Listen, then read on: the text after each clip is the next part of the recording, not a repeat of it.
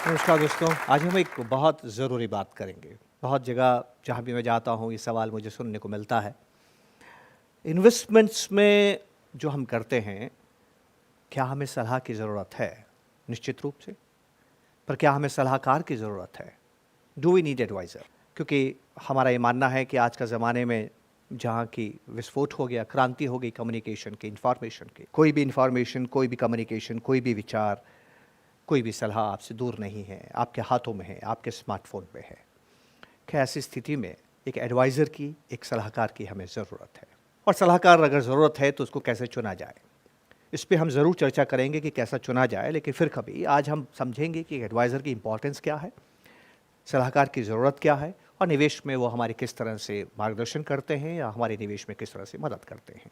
दोस्तों, आपने देखा होगा, सुना होगा हिंदुस्तान में भी और दूसरे मुल्कों में भी, खासकर अमेरिका में। मैं तस्वीर आपके सामने एक लेके आया हूँ अमेरिका की। मैं अमेरिका की तस्वीर क्यों दिखाना चाहता हूँ आपको, क्योंकि हिंदुस्तान में म्यूचुअल फ़ंड अभी करीब 30 साल हुए, 30 साल से हमारे सामने हैं, 25, 28, 30 साल से हमारे सामने हैं। एक आध म्यूचुअल फ़ंड की बात करें जो पहले सरकारी नियंत्रण में थे और पूर्ण रूप से, आंशिक रूप से म्यूचुअल फ़ंड के जैसे ही कार्य करते थे, तो 50 साल हिंदुस्तान में हो गए। पर अमेरिका में करीब करीब 100 साल होने को आए। 1924 में पहला म्यूचुअल फंड आया था और उस देश के अंदर आधी आबादी म्यूचुअल फंड्स में निवेश करती है। इसलिए उस मुल्क का यहाँ पर बात करना बहुत ज़रूरी है। डालबार एसोसिएट्स नाम का एक फर्म है जो वहाँ पर इस बात के लिए शोध करती है कि म्यूचुअल फंड्स के ज़रिए या निवेश के ज़रिए इन्वेस्टर्स ने किस तरह का रिटर्न, किस तरह का प्रतिलाभ अपने निवेश से कमाया है। बहुत ही डराने वाली और खौफनाक तस्वीर हमें नज़र आती है। ध्यान से आप देखिएगा। ये दोस्तों हैं कि यू अ सक्सेसफुल इन्वेस्टर, क्या हम एक कामयाब इन्वेस्टर हैं? ये हर तस्वीर जो आपके सामने एक कॉलम नज़र आ रहा है, ये अपने आप में 20 साल का शोध है। 20 साल का शोध है का मतलब ये है कि अगर ये 1999 आपको नज़र आता है, ये 2000 आपको नज़र आता है, तो 1999 से पहले 20 साल, मतलब 1980 से लेके 1999 तक 20 साल हो गए। 20 साल तक बाजार ने रिटर्न क्या दिया और इन्वेस्टर्स ने रिटर्न क्या कमाया, और ये इक्विटी इन्वेस्टमेंट्स के बारे में है। तो देखिए 1980 से 1989 तक 20 साल के अंदर S&P का रिटर्न करीब करीब 17% के आसपास है। पर इसी बाजार में निवेश करके निवेशकों का जो रिटर्न है वो 9 या 9.5% के आसपास है। और ये हर खबर 1999, 2001, 2, 3, 4, 5, 6 लेके इस तरह से आप देख सकते हैं। 2013 तक की तस्वीर मैं आपके सामने लेके आया हूँ। इस पूरी तस्वीर में आप देखिए, हर कॉलम 20 साल की कहानी बताता है और हर बार मैंने क्या देखा कि बाजार ने जितना रिटर्न दिया है उतना रिटर्न उसी बाजार में निवेश करने वाले निवेशकों का नहीं है। अब एक और तस्वीर मैं आपको दिखाता हूं। यह तस्वीर हिंदुस्तान की है। हिंदुस्तान में इस तरह का शोध का पैमाना तो मेरे पास में नहीं है इसलिए, लेकिन मैं आपको दूसरे तरीके से बताता हूं। अब देखिए कि ये क्रिसिल की एक तस्वीर है जो बताती है कि हिंदुस्तान के इक्विटी डाइवर्सिफाइड म्यूचुअल फंड्स ने कैसा काम किया है, किस तरह का कार्य निष्पादन किया है। अगर आप ध्यान से देखेंगे, क्रिसिल इंडेक्स ये कहता है एम्फी का कि अगर आपने 1000 रुपये अप्रैल 1997 में निवेश किया है तो दिसंबर 2017 में ये 1000 का निवेश बढ़ के 50,000 रुपये के आसपास हो गया, 1 के 50 गुना। ये औसत है सभी डाइवर्सिफाइड म्यूचुअल फंड्स का मिलके। ये अद्भुत बात है दोस्तों। पर दुखी करने वाली बात क्या है, इस तरह का रिटर्न कमाने वाले केवल 2% लोग हैं। बहुत से लोग इस यात्रा को पूर्ण नहीं करते हैं। क्या दिक्कत आती है, क्यों परेशानी आती है, हमने पहले भी बात की है, फिर हम बात करेंगे। फियर, ग्रीड, ईर्ष्या, जेलसी, एनवी, जिसके बारे में हमने बात की थी, डर, हमारी भावनाएं, ये तमाम चीज़ें ऐसी हैं जो हमें प्रभावित करती है निवेश के अंदर कुछ गलतियां करने के लिए। इन गलतियों से हमें कौन बचा सकता है? यहीं पर एडवाइज़र महत्वपूर्ण व्यक्ति के रूप में रोल अदा कर सकता है। ये हमारे सामने एक मिथ है, एक गलत भावना है कि एडवाइज़र का काम होता है हमें योजनाएं बताएं, अच्छी स्कीम बताएं, अच्छे टिप्स दें। ये उसका काम नहीं है। ये काम तो टीवी बखूबी कर सकता है। ये काम तो अखबार और मैगजीन्स बखूबी कर सकते हैं कि सबसे अच्छी योजना कौन सी है, सबसे अच्छी स्कीम कौन सी है। अब जानते हैं ऐसा क्यों होता है? बहुधा सारे इन्वेस्टर्स क्या बोलते हैं, सबसे अच्छी स्कीम बताओ यार, कहाँ पर इन्वेस्टमेंट करूँ, कोई अच्छी स्कीम तो बताओ, पैसा रखा है मेरे पास में, मैं निवेश करना चाहता हूँ। तो आइए देखिए होता क्या है। एक बहुत मज़ेदार बात देखिए मैं आपको बताता हूँ कि एडवाइज़र की ज़रूरत क्यों है और क्यों नहीं है। हम भावनाओं में काम करने वाला इंसान है, इंसान भावनाओं से प्रभावित होता है। मैंने कहीं पढ़ा था जो मैं आपके सामने लेके आया हूँ। यह है अमेरिकन मेडिकल एसोसिएशन का code of medical ethics opinion 8.19। और अमेरिकन मेडिकल एसोसिएशंस अपने मेंबर्स जो डॉक्टर होते हैं, उनके जो मेंबर डॉक्टर्स हैं, उनको ये सलाह देती है, physicians generally should not treat themselves और members of their immediate families. कुछ बात समझ में आई दोस्तों? अमेरिकन मेडिकल एसोसिएशन अपने मेंबर डॉक्टरों को ये सलाह देता है कि वो स्वयं अपने पारिवारिक सदस्यों, निकटतम परिवार के सदस्यों का इलाज न करे। एक पिता अपने पुत्र की सर्जरी नहीं करता है, एक पुत्र अपने पिता की सर्जरी नहीं करता है। ऐसा क्यों? क्या वो सर्जरी करना भूल जाता है? ऐसा नहीं है दोस्तों। लेकिन जब आप कोई चीज़ खुद पे लागू करते हैं तो भावनाओं से ओतप्रोत होते हैं, और जब भावनाएं आपके मन में आती है वो मन स्थिति को विचलित करती है, और जब मन स्थिति विचलित होती है तो फैसले गलत होने की संभावनाएं बढ़ जाती है। तो एडवाइज़र कौन होता है दोस्तों? एडवाइज़र वो होता है जो हमें हमसे बचाता है।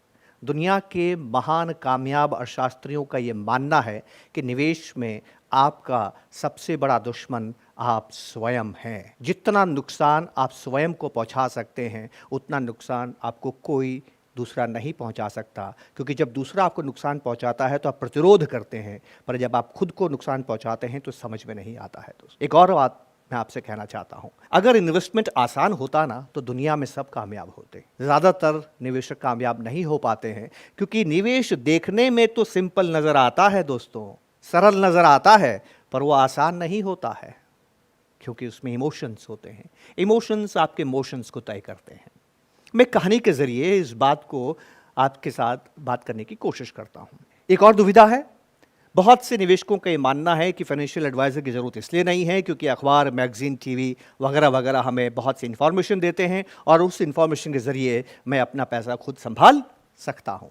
क्या हम खुद अपना पैसा संभाल सकते हैं? आइए एक कहानी को समझने की कोशिश करते हैं। हम बहुधा जब निवेश करते हैं तो मार्केट को प्रिडिक्ट करते हैं। क्या हम बाज़ार को प्रिडिक्ट कर सकते हैं? We can't. बाज़ार में जितने उतार चढ़ाव आते हैं वो वैसे ही हैं जैसे जीवन में आते हैं। मैं हिंदुस्तान का नहीं, फिर से अमेरिका का बाज़ार दिखाता हूं, क्योंकि हिंदुस्तान के बाज़ार की कहानी 35 साल पुरानी है, पर यह कहानी मैं आपको 70-80 साल पुरानी दिखाता हूं। पिछले 80 साल से आप देखिए डाउ जोन्स के अंदर जितनी बार डाउ जोन्स में बढ़त देखी गई है उतनी बार गिरावट भी देखी गई है। इसका मतलब क्या है कि बाज़ारों में उतार चढ़ाव आते हैं, और जब उतार चढ़ाव आते हैं तो वो हमें कैसे प्रभावित करती है, दो बातें मैं आपके साथ में करना चाहता हूँ। जिग्मे तेंजिंग नोर्गे नाम के एक पर्वतारोही हैं जो तेंजिंग नोर्गे के बेटे हैं। एक बार मेरी उनसे मुलाकात हुई तो मैंने उनसे पूछा कि आप शेरपा हैं, शेरपा कौन होते हैं? तो तपाक से उन्होंने जवाब दिया, शेरपा पहाड़ पे चढ़ने के एडवाइजर्स होते हैं, हम लोगों को एवरेस्ट चढ़ने में मदद करते हैं। तो मैंने उनसे पूछा, क्या आपकी सलाह के बिना हम पहाड़ नहीं चढ़ सकते? क्या अगर हम पहाड़ चढ़ेंगे, एवरेस्ट पे जाएंगे तो क्या हमें शेरपा की ज़रूरत है? वो कहते हैं कि नहीं, आप बिना शेरपा के भी पहाड़ पे चढ़ सकते हैं। मैंने उनसे पूछा, ऐसा किसी ने किया है? कहते हैं हाँ, कि आज तक जितने भी लोग पहाड़ पे चढ़े हैं उसमें 2% लोग ऐसे हैं जिन्होंने बिना शेरपा की मदद के भी एवरेस्ट पे फतह पाई है। तो फिर मैंने उनसे पूछा कि आपकी ज़रूरत क्या है? वो 2 मिनट शांत रहे और फिर मुझे कहते हैं कि देखो भैया, ऐसा है कि जब आप पहाड़ के नीचे खड़े हो तो आप बादशाह हो। आपकी इच्छा है आप पहाड़ पे चढ़ो न चढ़ो, ये आपकी इच्छा है, पर एक बार आप पहाड़ पे चढ़ गए तो आपकी इच्छा खत्म हो जाती है, वापस उतरना पड़ता है। आप पहाड़ पे रह नहीं सकते, और जब आप पहाड़ से उतरते हैं तभी चुनौती शुरू होती है। अगर 100 लोग एवरेस्ट को फतह करने के लिए मरे हैं तो उसमें से 76 लोग कब घायल हुए या कब मृत्यु को प्राप्त हुए? जब वो पहाड़ से उतर रहे थे। पहाड़ पे चढ़ना मुश्किल है, पर उतरना और भी मुश्किल है। इस चढ़ते बाज़ार में तो सभी रिटर्न कमाते हैं, पर ज़्यादातर लोग गिरते बढ़ते बाज़ार में नहीं कमाते हैं। और ज़्यादा इन्वेस्टर्स धाराशायी कब होते हैं? जब बाज़ार गिरता है। बढ़ते बाज़ार में तो गधे भी दौड़ते हैं और गधे घोड़ों से तेज़ दौड़ते हैं, पर गिरते बाज़ार में समझ में आता है कि गधा कौन था और घोड़ा कौन था। तो दोस्तों, ये बाज़ार गिरता और बढ़ता है। जिग्मे तेंजिंग नोर्गे ने जो बात बताई वो एग्जैक्टली है क्या? वो बात है युधिष्ठिर की बात है। देखिए महाभारत में क्या हुआ था। महाभारत के अंदर एक ऐसा समय आया कि जब दुर्योधन ने युधिष्ठिर को बोला, आइए हम ध्रुत गेम ऑफ डाइस है, गैम्बलिंग का एक खेल है, उसको हम खेलते हैं। युधिष्ठिर को उसने चुनौती दी खेलने के लिए। युधिष्ठिर जानता था कि दुर्योधन जुआ खेलना अच्छी तरह से नहीं जानता है, पर स्वयं को वो सबसे कामयाब जुआरी समझता था, जुआ खेलने वाला, बहुत शौकीन था जुआ खेलने का। अगर युधिष्ठिर की कोई कमज़ोरी थी तो ये कमज़ोरी ये थी कि वो जुआ खेलता था। उसने चिंतन किया कि मुझे इस इनविटेशन को स्वीकार करना चाहिए कि नहीं स्वीकार करना चाहिए। जब आप सोचते हैं निवेश करना चाहिए कि नहीं करना चाहिए तो क्या सोचते हैं कि बाज़ार ऊपर जाएगा, बाजार नीचे जाएगा, मुझे नहीं मालूम ऊपर जाएगा कि नीचे जाएगा। ये तीन भावनाएं आपके मन में आती है। अगर आपके मन में ये भावना आएगी कि बाजार नीचे जाएगा तो आप निवेश नहीं करेंगे। अगर आपके मन में ये भावना आएगी कि आप निश्चित हैं तो इंतजार करेंगे। और अगर आपके मन में ये भावना आएगी कि बाजार ऊपर जाएगा तभी आप बाजार में निवेश करेंगे। तो जब दुर्योधन ने युधिष्ठिर को निमंत्रित किया तो उसके सामने तीन सवाल थे, खेलूं न खेलूं, खेलना चाहिए या नहीं खेलना चाहिए। अगर अनिश्चित होता तो निर्णय नहीं ले पाता, और अगर इस बात के लिए निश्चित होता कि वो हार जाएगा तो खेलता नहीं। उसने जब खेला तो क्या माना होगा कि वो जरूर जीतेगा।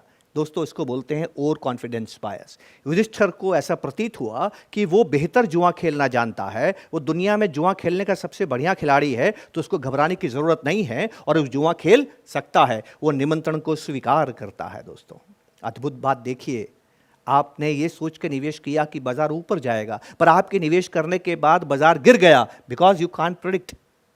युधिष्ठिर भी प्रिडिक्ट नहीं कर पाया। उसने सोचा वो जीतेगा, पर वो हारने लगा, और जब हारने लगा तो क्या हुआ? जब आपके साथ में वो घटना घटती है जिसके लिए आप प्रिपेयर्ड नहीं हैं, जो आपने सोचा नहीं था, तो क्या होता है? तनाव होता है, स्ट्रेस होता है, और जब तनाव होते हैं तो निर्णय गलत होते हैं। एक जुआरी को आपने देखा होगा, जैसे जैसे वो हारता जाता है उसका तनाव बढ़ता जाता है। हारने पर जुआरी को खेल छोड़ देना चाहिए, पर जुआरी ऐसा नहीं करता है, वो दांव को बड़ा करता है, क्योंकि वो तनावग्रस्त है। तनावग्रस्त है तो फैसला गलत हो गया, फैसला गलत हो गया तो अपना जो उसने शर्त है उसको बढ़ा दिया, उसके दांव को उसने बढ़ा दिया। युधिष्ठिर ने भी यही कहा, जिसको धर्मराज कहते हैं, जिसको सत्यवादी कहते हैं, जो कभी गलती नहीं कर सकता, वो इतनी बड़ी गलती करता है, इतना बड़ा अधर्मी बन जाता है कि अपनी अर्धांगिनी को, अपनी पत्नी को दांव पे लगाता है। कोई कल्पना कर सकता था युधिष्ठिर ऐसा काम करेगा? क्यों करेगा? क्योंकि उसने प्रिपेयर नहीं किया था, वो तनावग्रस्त था। दोस्तों, युधिष्ठिर से इतनी बड़ी गलती क्यों हो गई? और कॉन्फिडेंस था कि मैं स्वयं में ही सब कुछ हूँ, मैं जुआ खेलना जानता हूँ, सबसे अच्छा जुआ खेलता हूँ। उसने एक महान गलती की जो दुर्योधन ने नहीं की। दुर्योधन खेलना नहीं जानता था, इसलिए अपने एडवाइज़र शकुनी को साथ लेके गया। अच्छा है, ख़राब है, कैसा भी एडवाइज़र है, उसको साथ लेके गया। पर आपने ध्यान से देखा होगा कि युधिष्ठिर बिना अपने सलाहकार के इस खेल को खेलने चला गया। कल्पना करें दोस्तों, अगर वहाँ कृष्ण होते जो पांडवों के सलाहकार थे, तो क्या ऐसा दृश्य बनता कि द्रौपदी को दांव पे लगाया जाता? महाभारत ही नहीं होती। और मज़ेदार बात देखिए, we are the creatures of habit. Habit छूटती नहीं है। अपनी पत्नी को दांव पे लगाने के बाद, अपने भाइयों को हारने के बाद, अपनी पत्नी को हारने के बाद, अपने राष्ट्र को हारने के बाद, दोबारा 1 साल के बाद में युधिष्ठिर दोबारा जुआ खेलता। आप जानते हैं ना इस बात को? दोबारा खेलता है, दोबारा गलती करता है, क्योंकि आदतें आसानी से नहीं जाती है, और दोबारा हारता है। और जब वो दोबारा खेलता है तो दोबारा कृष्ण की सहायता नहीं लेता। 2 बार ठोकरें खाने के बाद बात समझ में आती है, और जब बात समझ में आती है तो जब युद्ध होता है महाभारत का, तो इस कृष्ण को सलाहकार के रूप में अर्जुन हाथ जोड़ के साथ में लेके जाता है, और कृष्ण उसको विकल्प देते हैं, मेरी सेना ले जा या मुझे ले, मैं निहत्था रहूंगा, मैं युद्ध नहीं करूंगा। मज़ेदार बात देखिए दोस्तों, बहुत ही अद्भुत बात है दोस्तों। सेना, नारायणी सेना, जो कभी हारी नहीं थी, नारायणी सेना जिसकी पल पे आप कोई भी युद्ध जीत सकते थे, कौरव उसको ले गए।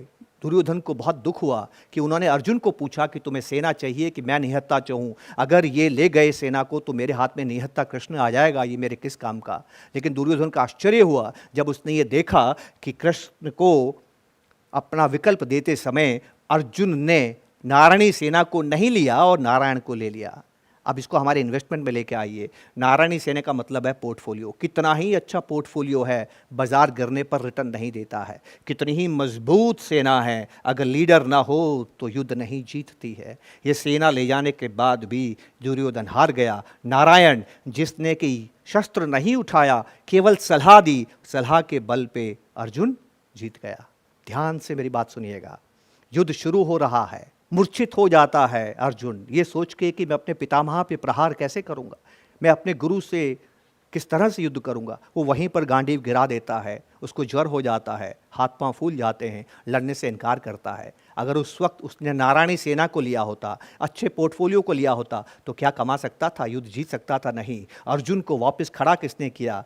समय पर सही सलाह ने खड़ा किया।